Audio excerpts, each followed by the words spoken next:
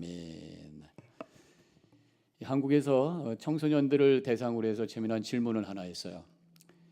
언제 제일 갈등을 많이 하느냐?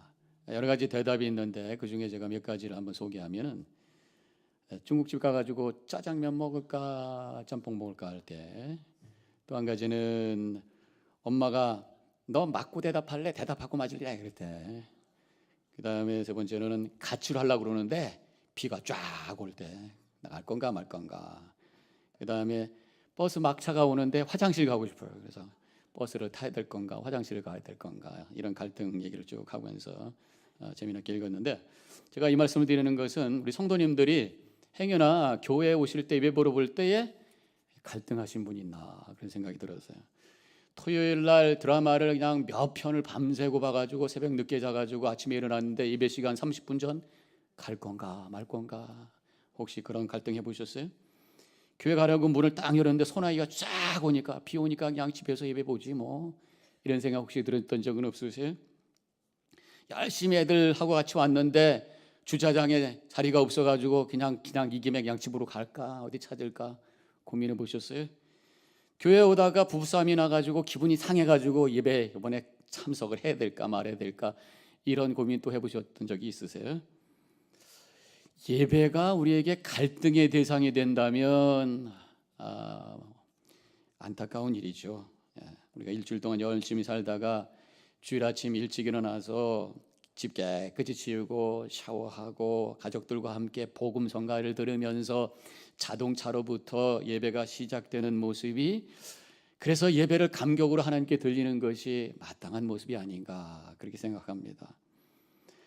자신의 신앙을 진단하는 여러 가지 방법 중에 하나가 바로 예배가 아닐까 싶습니다. 예배가 기다려지고 성도들이 보고 싶고 말씀이 은혜가 되고 헌금을 드리면서 감사하고, 그래서 예배 마치고 뿌듯한 마음으로 집으로 돌아가는, 이것이 바로 신앙생활을 우리가 제대로 하고 있는 것이 아닌가. 그렇지 않다면 뭔가 내가 문제가 있구나라는 진단을 우리가 해볼 필요가 있다고 하는 것이, 이러한 참된 신앙의 모습이 어디서 오는가? 예배의 감격과 예배에 대한 뿌듯함이 경험된다면 그것이 어디서 그것이 가능한 건가? 그것은 예배 대상이 누군가를 분명히 알 때에 그것이 가능한 거예요. 우리가 하나님을 향해서 예배합니다. 근데 그 하나님이 누구냐는 게, 창조주이시고 구원자이시고 나를 일주일 동안 인도하신 그 하나님, 그 하나님을 우리가 고백하면서 감사하는 마음으로 나올 때에 예배가 기다려지고 그 예배를 통해서 은혜 받고 예배를 마치고 돌아갈 때 뿌듯한 마음으로 하나님께 영광 돌리는 삶을 살게 될 줄로 믿습니다. 우리 성도님들은 그러한 예배를 드리고 계심을 믿어도 될까요? 그런 예배가 되시길 주님의 이름으로 간절히 축원합니다. 축원합니다. 오늘 본문의 말씀 38절에 소경되었던 자가, 맹인되었던 자가 나와서 이렇게 고백합니다. 이르되 주여 내가 믿나이다 하고 절하는지라. 예수님을 향해서 지금 꾹뻑 절하고 있어요. 근데 이 절한다라고 하는 표현이 영어 성경 NIV에는 He worshipped him 그랬어요. 주님을 향해서, 예수님을 향해서 예배하는 모습을 여기서 보여주고 있습니다. 지금 굉장히 감동스러운 모습이죠. 예수님을 구원자로 고백하면서 참된 예배를 하고 있는 그 엄숙한 모습, 이것이 우리의 모습이 되어야 될 텐데, 근데 오늘 본문의 말씀에 보니까 이 맹인 되었던 자가 눈을 뜨자마자 그 자리에서 무릎 꿇고 주님을 향해 절하고 워십했던 게 아니더라고요. 예수님을 향한 호칭이 몇 번 바뀝니다. 그러면서 마지막에 와서 주님을 향해 진정으로 예배하는 모습을 보면서 우리는 지금 어떠한 고백을 가지고 주님 앞에 나왔는가 한번 우리 자신을 점검해보는 그런 시간이 되기를 원합니다. 9장에서 이 맹인 떴던 사람의 예수님을 향한 호칭이 어떻게 변화됐는가 한번 보면은, 제일 처음에 그가 예수님을 향해서 예수라 하는 사람 이렇게 고백을 하고 있어요. 예수라고 하는 사람. 요한복음 9장 11절에 이렇게 쓰여져 있습니다. 예수라 하는 사람이 진흙을 이겨 내 눈에 바르고 나더러 실로암에 가서 씻으라 하기에 가서 씻었더니 보게 되었나이다. 사람들이 어떻게 네가 눈이 떴느냐 했을 때, 예수라고 하는 사람이 하라는 대로 했더니만 내가 이렇게 눈을 뜨게 되었습니다. 그렇게 고백하고 있단 말이죠. 예수라 하는 사람, 예수라고 하는 이름은 그 당시에 일반적으로 많이 불려지던 이름이에요. 여러분, 예수라고 하는 그 이름의 의미가 뭔지 아세요? 아셔야죠. 우리 예수님 맨날 믿는다고 하면서 예수님에 대한 이름에 대한 뜻을 알지 못하면 안 되잖아요. 여러분들이 갖고 있는 이름의 뜻을 다 알죠. 저도 한승입니다. 우리 아버님께서 한자는 돌림자고 승자, 믿음 안에 승리하라 그러고 승자를 주셨는데, 예수라고 하는 그 이름의 의미가 있어요. 그게 뭡니까? 여호와는 구원이시다. 다음에 질문할 때 여러분들 꼭 대답하셔야 돼요. 여호와는 구원이시다. 근데 그 이름이 여기저기 많이 있었어요. 유대 사람들은 성이 없습니다. 그래가지고 그 사람들을 분별하기 위해서 동네 이름을 붙이는 거예요. 그래서 예수님의 이름이 나사렛 예수, 나사렛이라고 하는 시골 동네에 살던 예수다, 이렇게 불러지고 있죠. 지금 예수라고 하는 사람, 나사렛이라고 하는 동네에 살던 어떤 노총각 예수로 고백하는 것이 지금 예수라고 하는 사람이라고 하는 의미 속에 있는 것이, 지금도 예수님을 믿지 않는 세상 사람들은 예수님을 생각할 때 바로 예수라는 사람으로 고백하고 있다고요. 어떤 한 인간으로만 고백하고 있어요.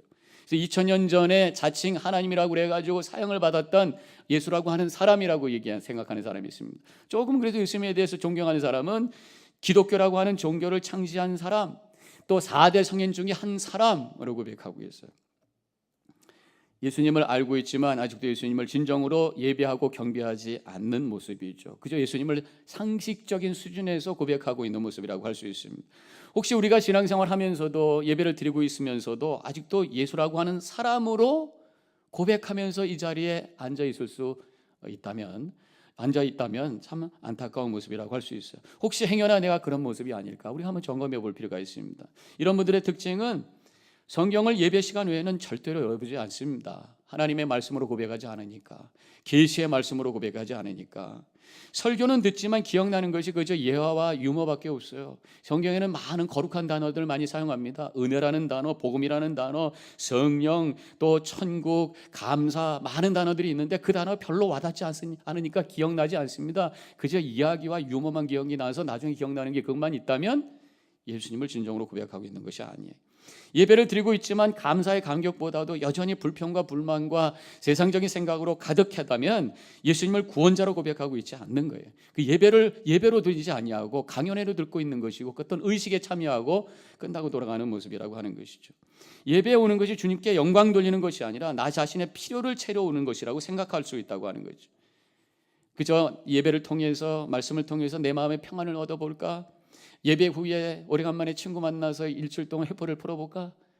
제가요, 목회를 하다 보니까 어떤 분은 교회 점심 잡수러 오시는 분도 계셔요. 제가 먼저 있던 교회에서 어떤 분이 한번 예배 드리시고 그다음에 안 오셔서 전화를 드렸더니 뭐라고 그러냐면, 지난주에 그 교회 갔더니 베이글 줬는데 다른 교회에서 국밥 준다고 그래서 그 교회 갔다는 거예요. 국밥 잡수러 교회 오신 분 계시더라고요. 이런 자리에 머물러 있다면 예수님을 어떤 사람으로 고백하고 있는 거죠. 예수님을 구원자라고 고백해야 될 줄로 믿습니다. 두 번째로 이 맹인 되었던 사람이 고백하는 예수님에 대한 호칭은 뭐냐면 선지자예요. 9장 10절에서 이렇게 쓰여져 있어요. 맹인 되었던 자에게 다시 묻되 그 사람이 내 눈을 뜨게 하였으니 너는 그 사람을 어떤 사람이라 하느냐? 대답하되 선지자니이다. 선지자라고 고백하는, 훨씬 더 좋아졌어요. 선지자는 어떤 사람입니까? 하나님의 말씀을 받아서 맡아서 다른 사람들에게 전하는 사람이. 지금 예수님 당시에 바리새인들은 예수님을 죄인 취급했어요. 안식일법을 범한다고 해가지고 어떻게 하면 죽일까 죄인 취급하고 있습니다. 근데 이 맹인되었던 사람은 선지자입니다. 왜냐하면 자신의 눈을 뜨게 이 기적을 체험했기 때문에 선지자라고 고백하고 있는 거예요. 오늘 본문의 33절에서 이 사람이 하나님께로부터 오지 아니하셨으면 아무도 이 일을 할 수 없으리다.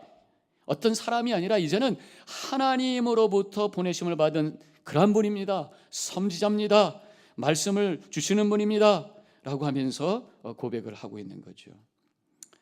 우리가 예수님을 믿고 이 자리에서 예배를 드릴 때에 이 선지자로 고백하면서 앉아 있을 수도 있습니다. 그래서 말씀 듣기 위해서 오는 것이에요. 말씀을 통해서 내 삶의 문제를 한번 해결해 보려고 하는 것입니다. 그러나 여전히 예배의 대상으로 고백하지 않아요. 여전히 초점이 나에게 있어요. 나에게 필요한 것, 내적인 나의 어떤 필요를 채우기 위해서 왔다면 여전히 진정으로 예배하는 것이 아닙니다. 예배라고 하는 것은 예수님을 나의 주인으로 모시고 예수님께 하나님께 헌신에 결단하는 것까지 포함됐을 때 그 예배가 하나님께서 받으시는 진정한 예배가 되는 줄로 믿으시기를 바랍니다. 요한복음 3장에 니고데마라고 하는 부자 청년 이야기가 나오죠. 예수님께 오자마자 인사하면서 이렇게 얘기합니다. 2절에서 라비요, 우리가 당신은 하나님께로부터 오신 선생인 줄 아나이다. 이 니고데모가 고백했던 것은 선생님이에요. 선지자나 선생님이나 비슷한 거예요. 하나님의 말씀을 맡은 자요, 하나님의 말씀을 가르쳐 주시는 분이다, 그런 얘기죠. 그때 예수님께서 너 잘했다 그렇게 얘기하지 아니하시고 3절에서 이렇게 말씀하셨어요. 진실로 진실로 내게 이르노니 사람이 거듭나지 아니하면 하나님 나라를 볼 수 없느니라. 나를 선생으로만 고백해서 되는 것이 아니라, 나를 선지자로 불러가지고 되는 것이 아니라, 나를 구주로 고백해서 죄를 위해서 너의 죄를 위해서 십자가에서 죽으신 주님으로 고백할 때에 네가 거듭나게 되고 새로운 생명을 가질 때에 천국에 갈 수 있는 것이고, 그때 네가 예배할 때 그 예배가 진짜 예배다, 이렇게 말씀하시는 것이 주님의 말씀의 내용인 것입니다. 우리가 신앙생활을 해도 예수님을 선지자로 선생님으로 고백하는 그런 분들이 있을 수 있어요. 그저 우리 예수님 믿는 것이 좋은 말씀을 주신 분, 그 말씀의 교훈대로 살아야지, 또 예수님이 나에게 좋은 본을 보여주신 분, 그분의 본대로 살아야지, 그래서 도덕적으로 또 교리적으로 신학적으로만 예수님을 이해하면서 머리로만 이해하면서 살아가는 거예요. 성경 구절을 줄줄 외우지만 또 변증학적으로 예수님에 대해서 설명하고 있지만 거기엔 진정한 감사와 감격이 없고 헌신의 결단이 없는 그런 믿음의 생활을 하고 있어요. 선지자로서 예수님을 고백하는 것이. 자, 그렇다면 오늘 말씀에서 이 맹인 되었던 자가 주님 앞에 무릎 꿇고 진정으로 예배할 때에 그가 어떠한 고백을 했는가라고 하는 것을 찾아보면 인자라고 하는 단어가 나옵니다. 인자라는 단어. 본문의 35절에 이 맹인 되었던 사람이 예수님을 다시 만나게 되죠. 그때 예수님께서 만나자마자 그에게 뭐라고 질문하셨냐면 내가 인자를 믿느냐 그랬어요. 내가 인자인 것을 믿느냐 했을 때에 38절에 내려가서 보면 주여 내가 믿나이다 그랬어요. 예수님을 주로 고백하면서 인자임을 믿습니다 라고 고백한 것이 38절에 있는 내용인 것이, 이제 예수님을 주님으로 인자로 고백하고 있습니다. 인자라는 말이 뭐예요? 바로 사람의 아들이라고 하는 뜻이에요. 인자라는 호칭을 예수님께서 갑자기 사용한 것이 아닙니다.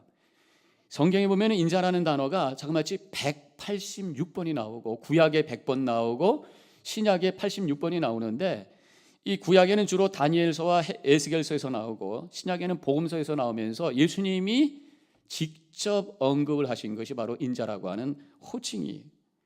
바로 인자라고 하는 것은 메시아를 의미합니다. 근데 왜 하나님의 아들 신자라고 하지 아니하고 인간의 아들 인자라고 했을까? 바로 자신을 겸손하게 표현하기 위해서, 성육신하신 하나님이심을 표현하기 위해서, 사람의 아들 하나님이시지만 사람의 아들로 이 땅에 태어나신 그러한 분이다라고 하는 것을 표현하는 것이, 구약에 인자가 메시아이심을 나타내는 대표적인 구절 하나가 다니엘서 7장 13절과 14절에 있는 말씀입니다. 이렇게 쓰여져 있어요.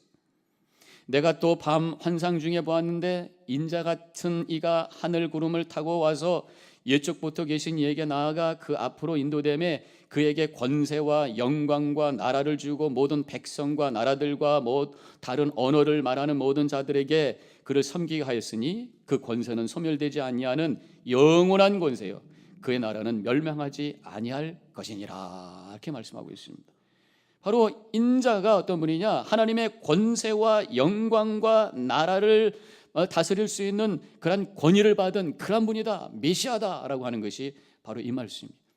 예수님은 이 인자가 나다라고 말씀하시면서 성경에서 여러 번, 복음서에서 여러 번 말씀하고 있는데 그 중에 한 구절이 마태복음 9장 6절에 있는 말씀이에요. 이 구절은 다 같이 함께 읽도록 하겠습니다. 읽습니다. 그러나 인자가 세상에서 죄를 사하는 권능이 있는 줄을 너희로 알게 하려 하노라 하시고 중풍병자에게 말씀하시되 일어나 내 침상을 가지고 집으로 가라 하시니 그랬어요. 본인이 인자라고 하시면서 본인이 갖고 있는 권세가 뭐라고 말씀하셨어요? 죄를 사하는 권능을 가졌다 그랬어요. 우리 예수님은 죄를 사하시는 분이다. 그래서 그것이 인자고 바로 그분이 메시아라는 거예요. 바로 죄를 사할 수 있는 분은 하나님밖에 없으셔요. 그래서 예수님 자신이 바로 하나님이시다. 이 땅에 몸을 입고 오신 그러한 하나님이시다라고 하는 것이 인자라고 하는 표현이죠. 그래서 우리가 예수님을 인자로 고백한다고 하는 것, 메시아로 구원자로 고백한다고 하는 게 뭐냐? 예수님이 나의 죄를 사해 주시는 분이라고 하는 것을 고백할 때에 진정으로 예수님을 구원자로 고백하는 것인 줄로 믿으시기를 바랍니다. 이 죄를 사해 준다고 하는 거, 이거 굉장히 중요한 거예요. 물론 우리가 나 너 죄를 사해 준다 말은 할 수 있지만 정말 죄를 사해 줄 수 있는 분은 우리 하나님밖에 없으시죠. 근데 죄 사함을 받는다고 하는 것이 그게 뭐 이렇게 중요하냐? 이건 생명과 죽음의 문제이기 때문에 그런 거야. 성경이 분명히 죄의 값은 사망이라고 하나님께서 말씀하셨어요. 그렇기 때문에 우리 모두는 의인은 없나니 하나도 없기 때문에 죄의 값으로 죽을 수밖에 없는 게 우리의 운명이란 말이에요. 그래서 예수님께서 죄를 사해 주셨다고 하는 것은 결국 우리를 살려주셨다. 그것을 우리가 구원이라고 얘기하는 것이, 예수님을 죄를 사해 주시는으로 고백할 때 그 바로 예수님이 나의 구원자라고 하는 것을 진정으로 고백하는 믿음인 줄로 믿습니다. 그런데 죄를 사해 주시는 분이라고 고백한다면 내가 죄인이라고 하는 것을 인정해야 되는 거예요.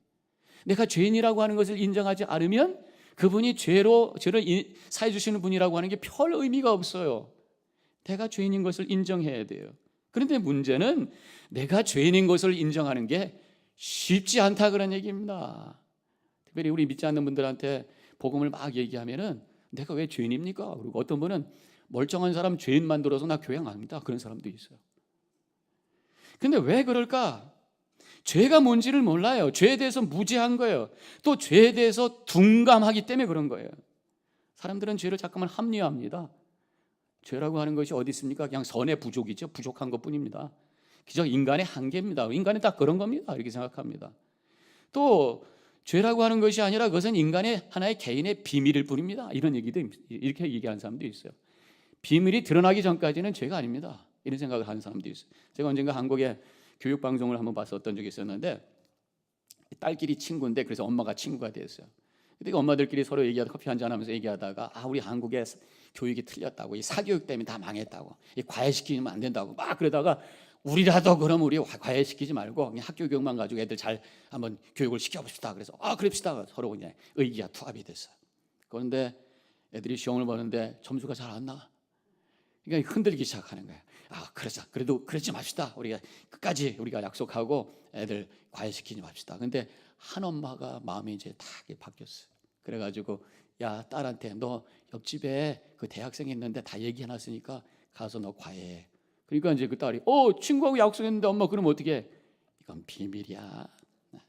우리가 비밀이니까 그냥 괜찮아. 그냥 비밀 꼭 지켜. 그러면서 이렇게 진행되는 그런 모습을 보면서 참 인간은 죄라고 하는 표현보다는 그냥 비밀이다. 드러나지 않으면 죄가 아니라는 거예요. 하나님을 믿지 않기 때문에 우리의 속까지 아무도 모르는 그 자리까지 보고 계시는 주님이 나를 보고 계신다고 하는 것을 믿지 않으니까 죄가 아니라고 생각하는 이런 사람들의 모습을 우리가 보게 됩니다. 죄에 대해서 둔감한 이유는요, 양심이 자꾸만 둔화되기 때문에 그런 거예요. 어느 인디안 부족의 상형 문자가 있는데 마음이라는 의미가 두 개의 글자가 있다는 거예요. 세모가 있고 동그라미가 있어요. 근데 세모는 뭐냐? 애들의 마음인 거예요. 동그라미는 뭐냐? 어른의 마음이에요. 애들은 양심이 그래도 다 이렇게 샵해가지고 조금만 뭘 잘못하면 잘못됐어요 그러는데, 이게 시간이 가면서 마모가 돼가지고 어른들은 이러는 거지 그런 거 별로 안 느낀다 그런 얘기죠. 그래서 어른들의 마음은 동그라미가 돼가지고 가책 없이 죄를 못 느끼며 살고 있는 것이 우리 인간의 모습이에요. 근데 사실은 영적으로 보면은 그 영이 죽었기 때문에 영적인 감각이 없어서 죄를 죄로 느끼지 못하며 살고 있다고 하는 것을 우리가 생각을 해야 되는 것입니다. 어느 교회에서 목사님께서 죄에 대한 심각성을 가지고 말씀을 선포하셨어요. 여러분들 죄를 회개하셔야 됩니다. 죄에서 자유하시기 바랍니다. 죄는 우리의 영혼을 짓누릅니다. 결국 우리의 영을 죽입니다. 죄로부터 자유하시고 회개하시기 바랍니다. 축원합니다. 아멘. 그러고 끝났어요. 근데 한 교인이 예배 끝난 다음에 목사님한테 와가지고 목사님께서 죄가 우리의 영혼을 짓누른다고 그러는데 나는 별로 안 느껴져요. 몇 파운드입니까? 죄가 50파운드에 100파운드에 500파운드에? 말씀해 보세요. 보세요. 나에게 잘 이렇게 뛸 수 있습니다. 자유롭습니다. 그때 목사님께서 딱 쳐다보시다가 성도님, 돌아가신 분 위에다가 50파운드 올려놓고 100파운드 올려놓고 500파운드 올려놔도 아무 소리도 안 합니다. 성도님의 영혼이 지금 죽어 있는지도 모르겠습니다. 정신 차리십시오. 그렇게 말씀하셨다는 일화가 있습니다. 이렇게 우리가 죄를 합리화하고 느끼지 못하기 때문에 예수님께서 죄를 사해 주신다는 게 뭔지도 모르겠고, 그것이 벅찬 은혜의 감격으로 그래서 구원자라는 고백을 못하고 십자가를 바라보도 그저 옛날 사형 틀이지라고 하면서 우리가 살고 있다는 거예요. 예수님을 인자로 구원자로 고백하지 못하고 살고 있다고 하는 것입니다. 내가 진정으로 죄인인 것을 깨달을 때 비로소 십자가의 사건이 엄청난 은혜의 사건임을 깨닫게 되고, 예수님을 바라보며 주님 은혜 감사합니다, 당신은 나의 구원자입니다 고백하면서 예배할 때에 그 예배가 진정으로 주님께서 받으시는 예배가 되는 줄로 믿으시기를 바랍니다. 죄에 대한 둔감은 또 한 가지 이유가 있어요. 우리 인간은 자꾸만 내 중심적으로만 생각해서 그래요. 나라고 하는 존재가 객관적으로 절대적으로 옳고 그름을 바로 판단할 수 있는 능력이 없어요. 그래서 내가 죄인이라고 하는 것을 잘 못 느껴요. 모두 다 사람들 보면은 내가 배운 것, 내 인생의 경험, 내 입장 나름대로의 그것 때문에 기준이 있어서 정말 참된 기준으로부터 살짝 꼬부러져 있습니다. 물론 많이 꼬부러져 있는 사람도 있고 조금 꼬부러진 사람은 차이는 있지만 다 꼬부러져 있어요. 그런데다가 흔들립니다. 생각도요, 아침에 일어났을 때하고 밤에 하고 생각이 왔다 갔다 해요. 화장실 갈 때하고 나올 때하고 달라요. 몸이 컨디션 좋을 때하고 나쁠 때하고 달라요. 그래서 인간의 모습은 정말 갈대와 같다. 끝에가 꼬부러져 있고 그나마 또 흔들리는 게 우리의 모습인데, 어떻게 우리가 내 자신을 제대로 판단할 수 있냐, 그런 얘기죠. 인간이 이렇게 꼬부러져 있고 흔들린다라고 하는 증거가 뭐냐?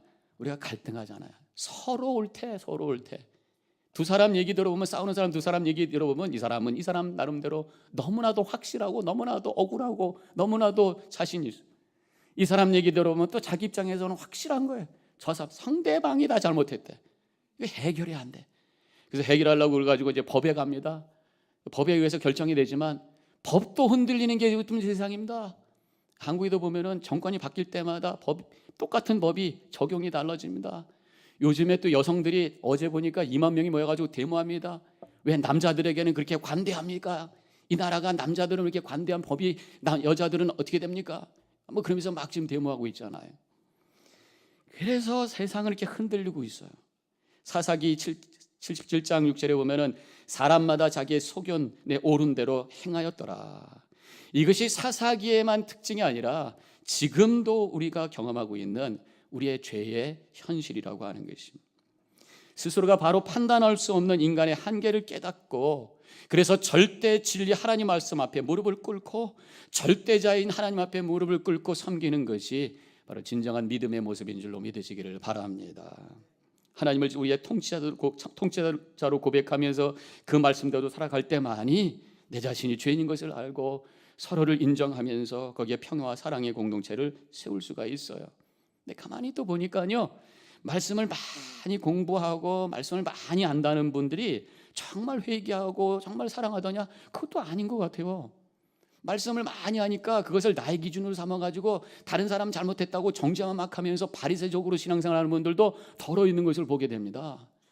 그래서 말씀에 성령께서 역사하실 때만이, 이 성경의 저자인 하나님의 영이 내 안에 임할 때만이 하나님의 뜻이 무엇인 줄 알고, 그래서 내가 죄인인 것을 알고 하나님을 땅의 뜻을 향해서 움직이는 복된 삶을 살게 되는 줄로 믿으시기를 바랍니다. 그렇기 때문에 우리는 주님과 영적으로 교제해야 돼요.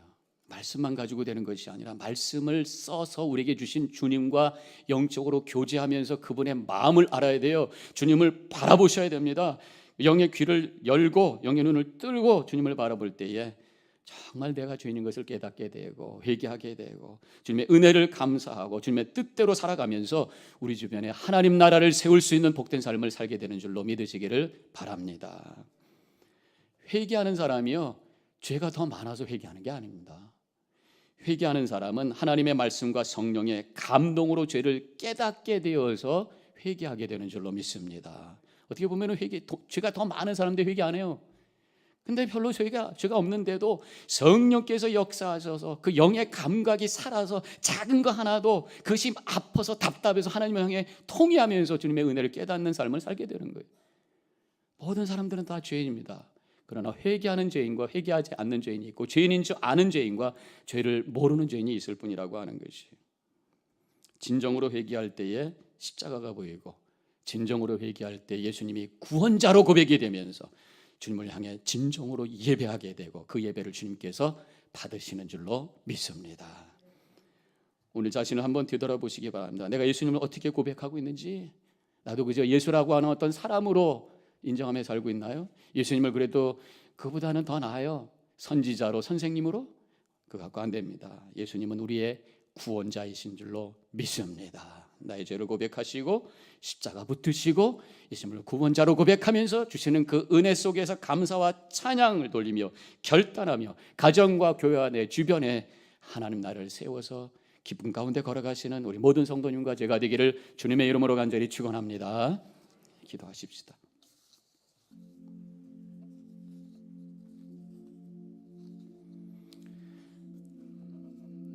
내가 진정으로 주님을 어떻게 고백하고 있는지 오늘 세 가지의 단어를 소개했습니다.